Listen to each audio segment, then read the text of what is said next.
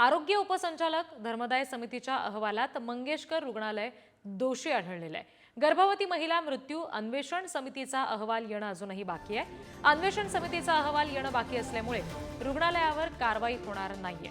मात्र अन्वेषण समितीला कारवाई करण्याचा अधिकारच नसल्याची माहिती आता कळतेय। राज्य सरकार रुग्णालयावर काय कारवाई करणार याकडे आता लक्ष असेल। आणखी तपशील आपण घेणार आहोत प्रतिनिधी बालाजी पोद्दार यांच्याकडून।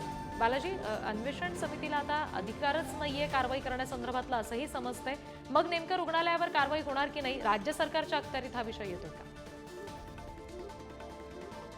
अहवाल आहेत ते मंत्रिमंडळासमोर ठेवलेले होते, त्यावर चर्चा सुद्धा झाली। मात्र जो माता मृत्यू अन्वेषण समितीचा अहवाल आहे, जो महापालिकेमध्ये ही सगळी समिती आहे, त्या समितीचा अहवाल प्रतीक्षेत आहे।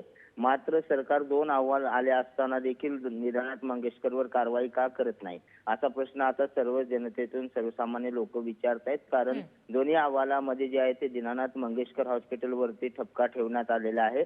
संपूर्ण चूक जी आहे ती हॉस्पिटलची असल्याचं म्हटलेलं आहे। त्यामुळे आता हा एक अहवाल आल्यानंतर तरी कारवाई करणार का, हा खरा प्रश्न आहे, ते पाहणं महत्त्वाचं आहे।